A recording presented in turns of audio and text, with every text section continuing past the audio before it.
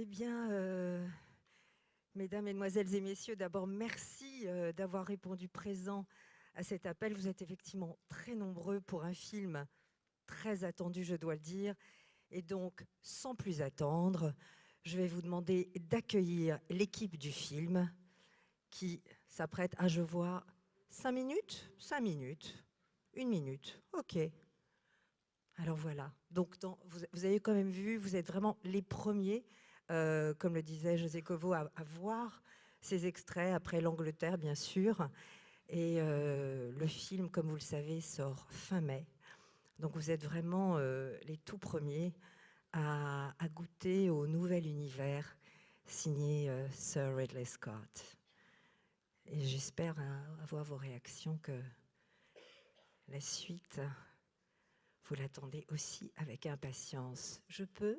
Je peux. Alors, mesdames et messieurs, je vais donc vous demander d'accueillir comme il se doit l'équipe du film. Ladies first, comme l'on dit. Donc, tout d'abord, Charlize Theron, Meredith Wickers.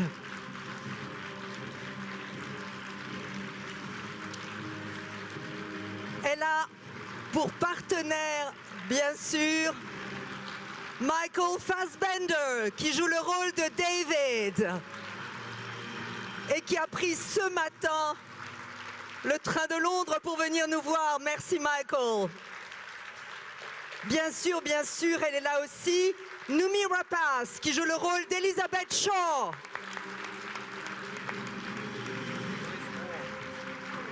Et que vous venez également de découvrir il y a quelques minutes sur cet écran.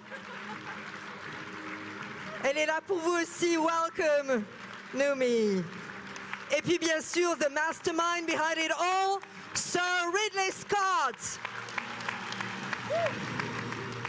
Applaudissements, absolument.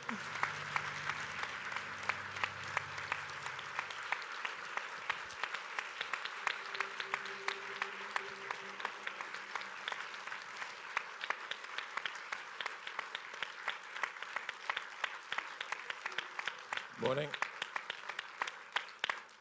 Well, welcome you all and thank you for being in Paris. We're such a thought-provoking film. And my first question will be for you, Sir Ridley Scott, obviously, as the director. I mean, why use, really, in such a thought-provoking science fiction thriller, why use the myth of Prometheus to revisit space? I'm hard of hearing. Can you say that again? Why use the myth of Prometheus to revisit space? I'm not really hard of hearing, but actually. The myth of Prometheus, to keep it as a very short answer, for those who know, for those who don't know, Prometheus was a demigod who challenged the gods, but he received a gift of fire, which we consider in the film to be our first technology, if you think about that. Fire is technology, and it's how he used it after that, and how he was then punished by the gods. So it's a metaphor that unfolds in the movie. You'll understand when you see it. All right. In French, Ridley. And this here comes in French. You ready? Okay. All right, question here. Is there? Yes, a question here, please, the mic. Bonjour. Moi, je voulais vous demander, c'est la première fois que vous avez utilisé la 3D. Je voulais vous demander ce que ça a changé à votre travail de réalisation et est-ce que c'était un vrai outil? Qu'est-ce que ça vous a permis de raconter en plus? Est-ce que c'était vraiment un outil assez majeur dans la narration? Well, it's the first time you're using 3D technology and you shot in 3D directly. I mean, how did this technology maybe changed your work as a filmmaker? Was it an added tool that gave a plus to the narrative line? I'm a visually orientated person naturally anyway, and so the idea of using 3D was just another, color in the paint box. And I fundamentally understand it anyway, so it really wasn't a problem. But I think when you see the film, it really helps. It pulls you in even more to the universe of the story. Even doing dialogue scenes somehow done with well carried out 3D, it pulls you in. And I think the reason why is because we forget that we have two cameras here. So we see in 3D anyway, but your brain has kind of cut that gift down, so you don't really think about it. So really you think you're seeing in 2D, but you're not, because you've got long and short sight. So already I'm looking at my hand, I can see, I've got parallax. That's 3D. So fundamentally you're seeing in 3D. So when you put on those glasses, it reminds your brain of how you're really seeing. Question here, please. The mic. Oh, there's one over here first.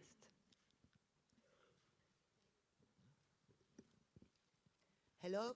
Okay, this question over here, So- the lady, and then we'll go to you. So it's a question for Ridley Scott. How to be sure to choose the right android? So David, aka Michael Fassbender. Why did you choose him? Why did I shoot him? Michael, why Yeah, do you why? think? Why? Why do you think you were chosen to play an android? We want to know that. Because I'm quite robotic. I don't know. Oh, yeah, okay. I think Michael is, for a while now, joined the ranks of really one of the best 3 or 4 actors in the world. Actors, I mean male. Okay, there are also female actresses. Okay. And if I can get Michael to do anything, I'll take it. So he was my first thought, first idea, first choice.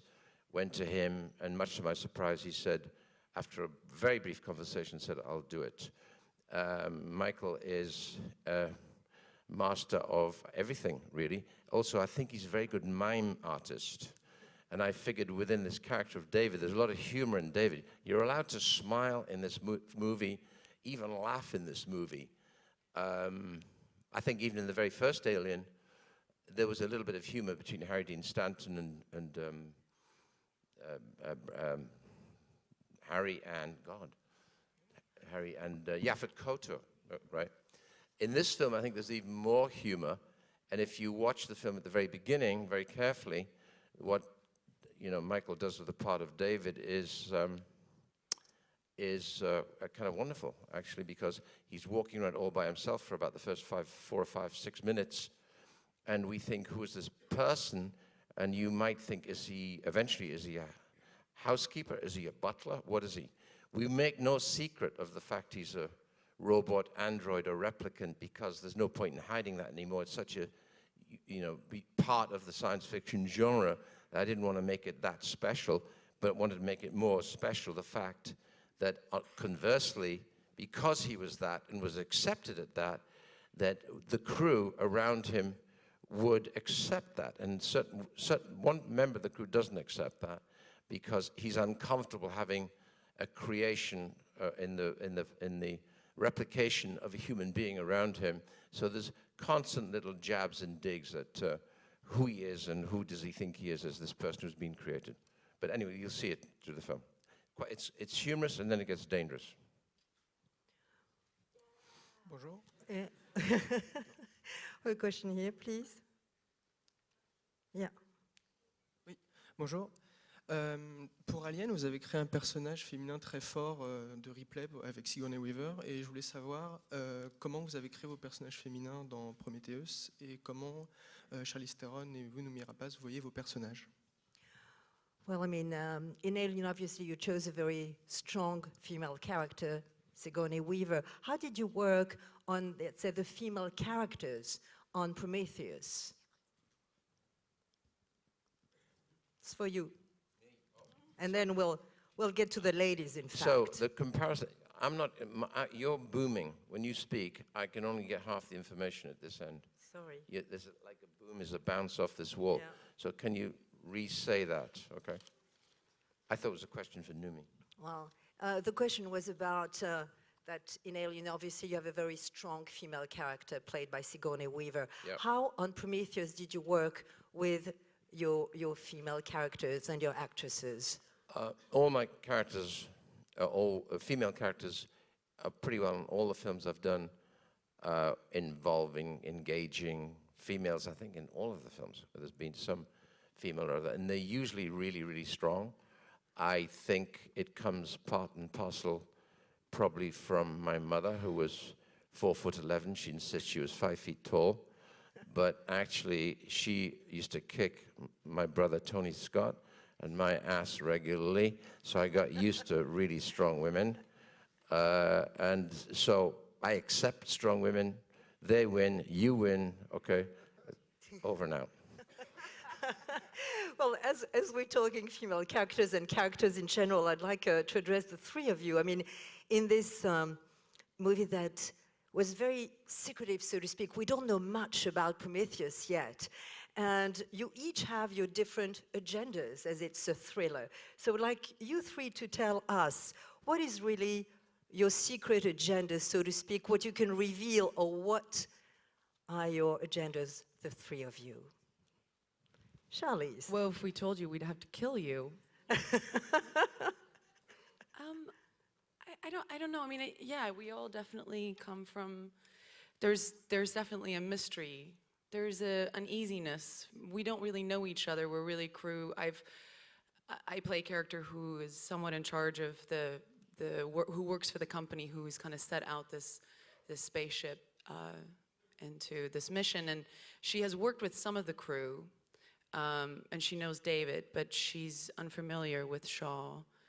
And everybody is just kind of, I think the environment and the circumstance kind of lends itself to mystery. And whatever, I mean, for myself, for my character, I felt like Ridley really kind of celebrated that. And all of these little things started to happen where he'd bring me in on days where I wasn't on the call sheet. And I'd be like, what am I doing here? And he'd say, I just want you to stand in the corner and lurk. And it's so, I think it's my character definitely, and I think all of the characters definitely have, towards the end of the film, somewhat of a more personal connection to this journey that they're taking that you might not have seen in the first or second act. What about your journey, Numi? I mean, how would you describe it? Well, Elizabeth is a scientist, an archaeologist, but still she believes in God, and she's a very strong faith, and she's a dreamer. She has a lot of passion, and she's the one that is, kind of convince people to go on this journey, and to, this is her dream. She's been dreaming about this as long as she can remember, to go out there, and she's convinced that she will find something that she's been looking for probably her whole life. So it's very personal for her, and in the beginning, she's very, I wouldn't say naive, but she has almost this childish expectations, and it's very, I think she's convinced that she will find all the answers and everything she's been waiting for her whole life. And then things happens in the movie, and she's kind of changes into more of a tougher survivor. It's like her fighting instinct kind of wakes up, and she becomes a survivor more. So it's a big transformation in the movie for her. All right. Next question. Where's the mic? Over here? Where's the mic? Okay. This one is for Numi. You used to be successful in Sweden, and thanks to Millennium, we all know you now. But how does it feel to star in one of the most anticipated movie of the year?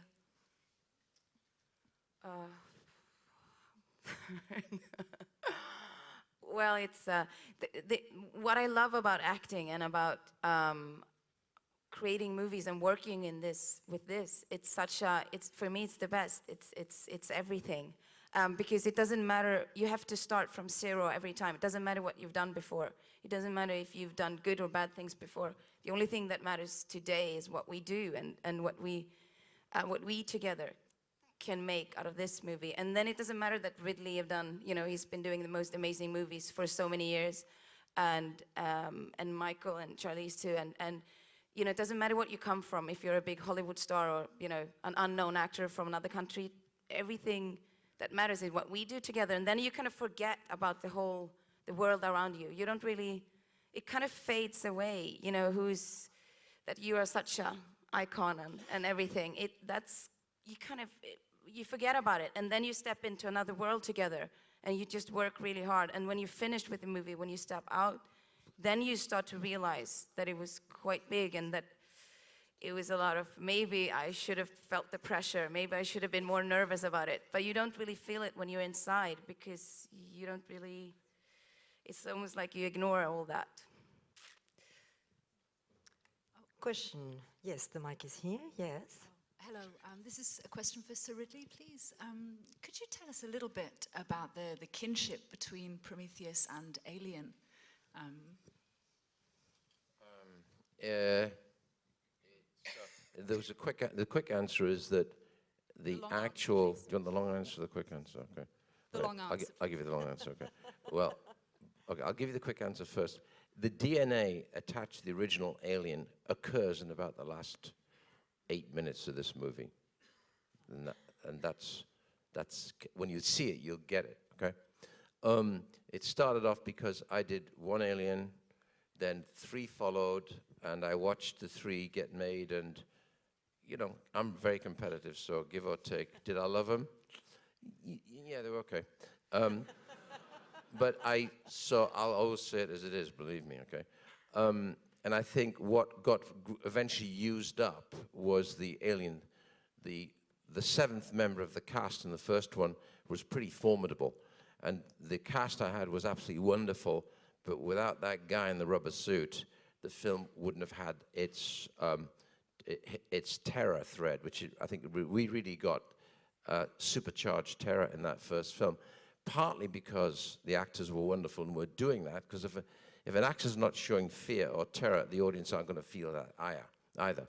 But you've got to have that beast. And I landed luckily on a man called H.R. Giger, who actually was at his peak at that moment in terms of his designs. And I, you know, the studio at the moment didn't really want to go with Giger because they felt it was a little bit obscene.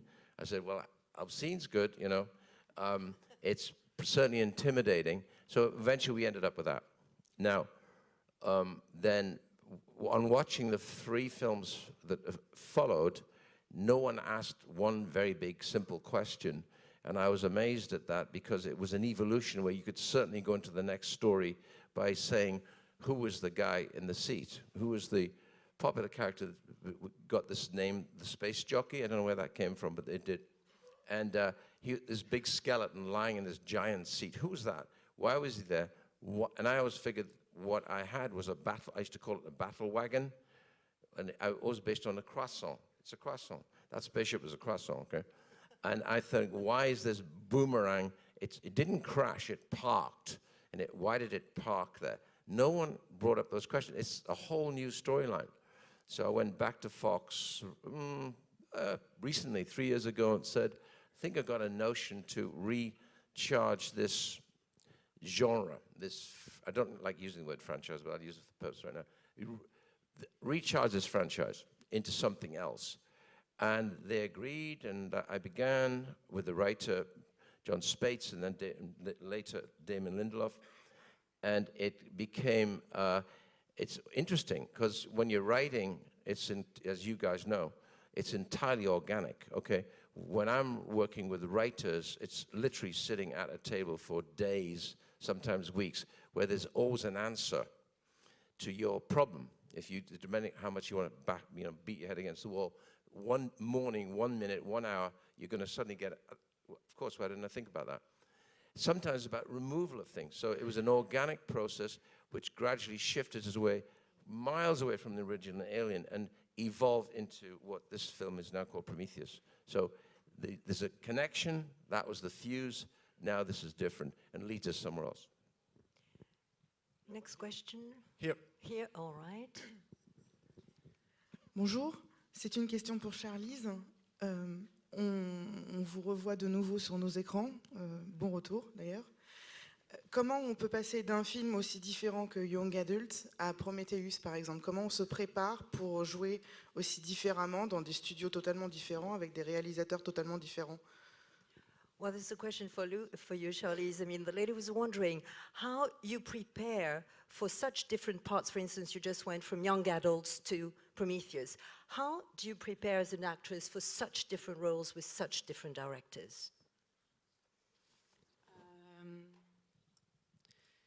I guess it's a little bit of what Numi said, you know, every time you start is somewhat from scratch. So you can't really come into the new job kind of carrying leftovers. But for me, it's somewhat easy because I've never worked with two directors that are similar, and I've never worked on material that you kind of approach the same way. I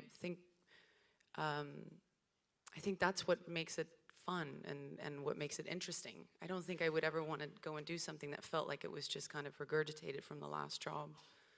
So there wasn't really, I mean, they were very different. You guys just haven't seen the movie, neither have I. So maybe I did the same thing, who knows. But it's very different. And yeah, Jason Reitman is just night and day different from Ridley Scott. So it's just, and it's such different films. And there's a certain energy that I think carries from those. I mean, they're just so different that you could never. It's never, for me as an actor, it's never difficult to kind of have to make sure that one's kind of crossing over in the other. I mean, at the end of the day, they're all human beings, so you're always going to find some correlation that could be similar, but the circumstances are so different. And then I drink a lot. Alcohol helps a lot. Is that how you worked your part with Sir Ridley? I mean, you we actually just drank. did We just drank a lot, and it was in our drunkenness that we found the character of Meredith Vickers. She's an alcoholic. Next question, please. Yes. Oh, here first, and then we'll go to you. Bonjour. Tout d'abord, merci.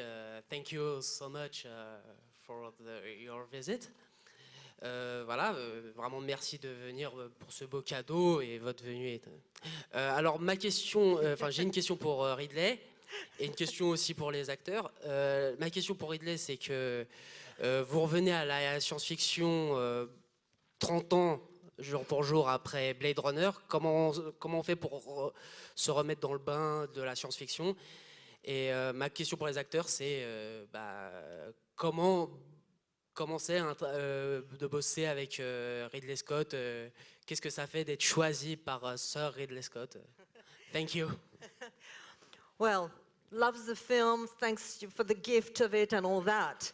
So, Sir Ridley, the first part of the question was for you. I mean, almost day to day, 30 years after Blade Runner, how did you, in a way, immerse yourself once again into the world, the universe of science fiction? It's a job. It's a job. It's a job. And I always relate now to the fact that, in fact, I've ruined my left leg with too much tennis, so I've had a total knee replacement here. And if I was ever going to be, if I could ever make it as in sport, it would always be as a tennis player, because my admiration for tennis at the level it is today is shocking, shockingly good. So I prepare. And if you don't practice like Federer at 30 years old is still got to be regarded as a possible winner at Wimbledon this year, okay? So I relate to myself as being like an athlete. I couldn't run 100 meters, mind, but because I drink too much, okay? But I relate to that you better be prepped and you better bounce the ball as high as everyone around you, and ideally higher. That's what I do. That's where I come from. I don't care whether it's a character piece or a war film or a historic film or a science fiction film. Particularly science fiction, when you're coming back, returning after 30 years, I don't think of, you know, here I'm coming back after 30 years having done Blade Runner and Alien. Those are in the past.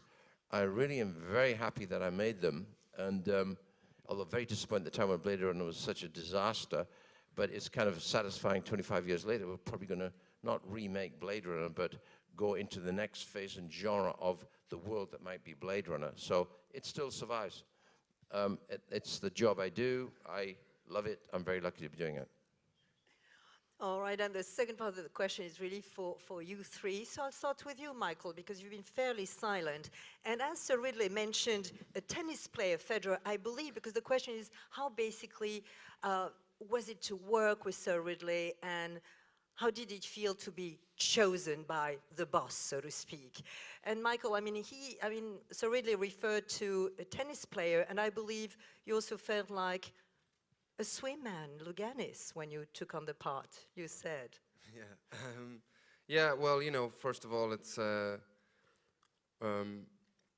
get the call.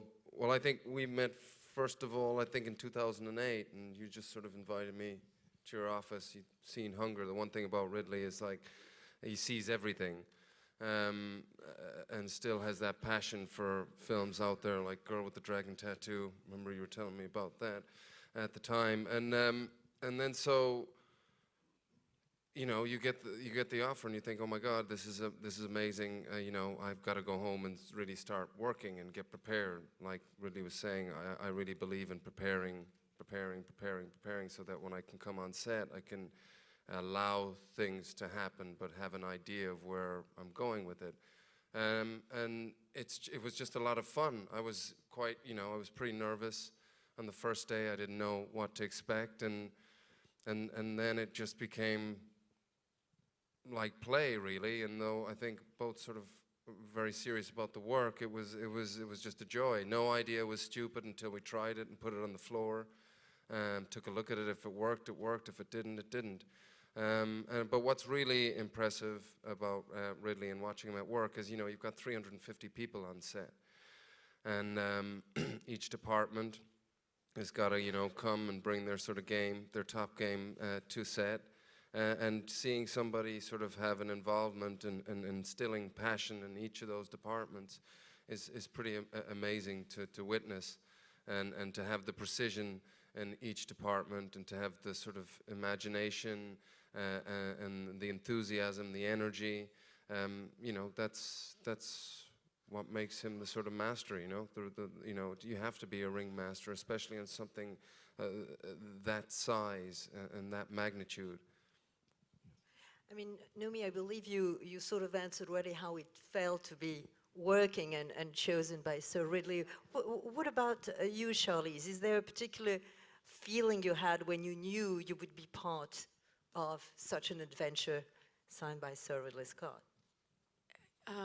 Yeah, I've always said that out of Ridley's generation of filmmakers, there's really a handful that are iconic, and I think that for every actor, there's one of those guys that you always dream to work with, and Ridley was that for me.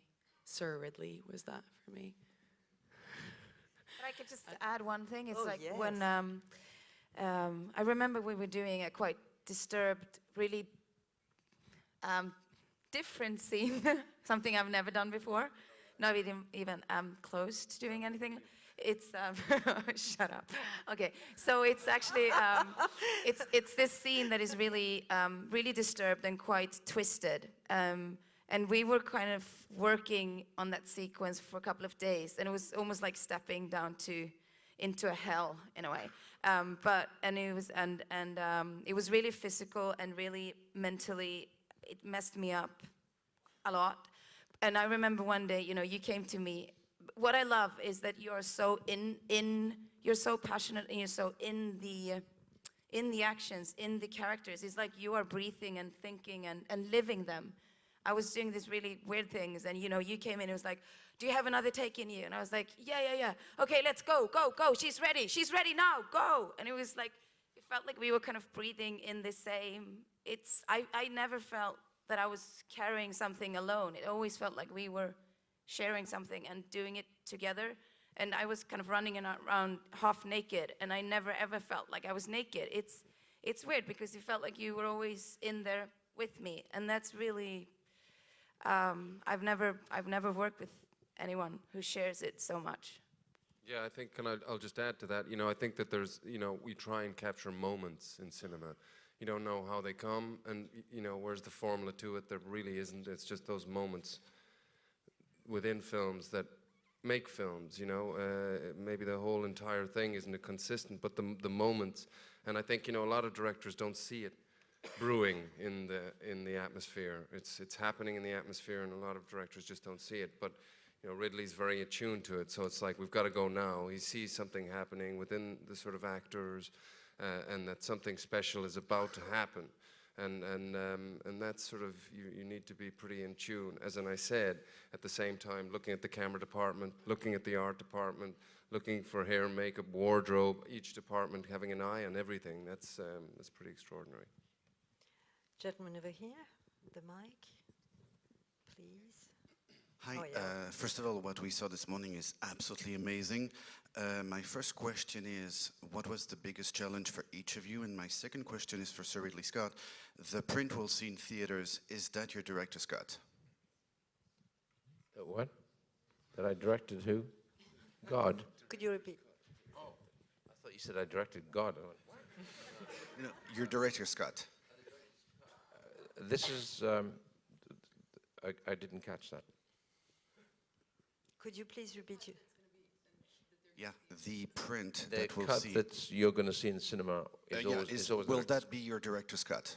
It's always the director's cut, really. I mean, you know, I think what happens later, because if the film has fortunate enough to have a following that want to see it again, and therefore you buy this wonderful technology called DVD, and the DVD has even better technology because it opens up the storybook of how the film got made and under the heading of a menu disc, and that's where the opportunity to say or show that actually there was a longer cut, but the one that went to the cinema was fundamentally, at the end of the day, what I believe it should be. And I think I've only made a mistake once, I believe that anyway, once on cutting a film short, and I won't say what it is right now because this is not the time. But I removed 17 minutes off a movie, and I think I didn't ruin it, but it wasn't as much. In this instance, you got a pretty good version here, pretty good cut. We're running it about, I think without the end titles, which normally run about 4 or 5 minutes, we're running at 1 hour and 59 minutes and change, yeah. So it's very tight, is what it should be. And I just want to add before, you know, when I cast, I'm looking for, discovered I have a talent for casting, and frequently I'll have already done my homework, so I kind of know who I want, and that doesn't undermine my casting directors at all, because I know what I want. I need a very good casting director to persuade and negotiate and all that stuff. But I look for people like these three on stage with me, because they're free-thinking, free-moving artists who think on their feet. You know, because filming isn't like theater. Most film is like actually absolute antithesis of theater. Theater, you can sit and rehearse for 3.5 months. I don't know what you do for 3.5 months. I would actually shoot myself. But because I love to talk, I love to rehearse around a table with the people I now feel very comfortable with, because when I cast people, frequently I don't even talk about the part. I just chat. So I get to know the person. Then when the person starts to open up, now I feel, okay, they're relaxed, now let's talk about the part. So I obliquely get them talking about themselves and the part. Once they start talking about themselves, then I'm seeing how they're going to think and add. Because you can always get a good read, but frequently that's as good as it ever gets, and so frequently you can be disappointed. Cast people like this, they go home and they do their goddamn homework, and they will come in with ideas to saying, I thought of this, what do you think? That's what I'm looking for. So my job is to be there, you know, not just during, prior to, and when I'm filming, to be constantly surprised by what they just do. So I'm grabbing the moment, say, which wasn't even discussed, something suddenly happens and you go for that. That's what movies are. I think that's what makes them interesting. Et maintenant, notre dernière question ici, c'est à vous, donc, lourde responsabilité. Did the myth of Prometheus come early in the writing? And can we also expect a twisted connection to Maurice Shelley's work? And to Michael Fassbender, I would like to know if you relate more to Ian Holm, Lance Henriksen, or Winona Ryder for your portrayal of an android. Who are they? Those guys, I don't know. All right. So no, I mean, I didn't, to be honest with you, I didn't watch any of the Alien films before this. I've seen them all before, but for some reason I decided not to revisit them before filming. We had some other ideas. I did watch Blade Runner, funnily enough. There was something in the replicants that I thought was kind of interesting, and actually in Sean Young's character. But in terms of sort of inspirations for the character of David, Ridley, we were sort of discussing things. He was like, I want you to watch Lawrence of Arabia, and I want you to watch a film called The Servant with Dirk Bogarde. And then I watched Man Who Fell to Earth, David Bowie. And then, you know, like Greg Louganis, as you said earlier, just certain things when you're reading the script, certain images or people sort of just come to mind. And that's kind of how I tried to approach it from there. So, you know, to bring something totally sort of different to, I didn't want to be influenced by what those guys had done in the earlier sort of Alien films, you know. So, and you wanted to end on the Prometheus note we started with by asking, what is your question about that? That would be really the... Yes. Did the myth of Prometheus come early in the writing? And can we also expect a connection to Mary Shelley's work on Frankenstein? Okay, is there any connection with Mary Shelley's Frankenstein? No. Now we know the mystery will remain until we see your full movie completed. Thank you so much for being with us this morning. Thank you. And thank you, Sir Ridley Scott, for bringing back to us science fiction. Thank you.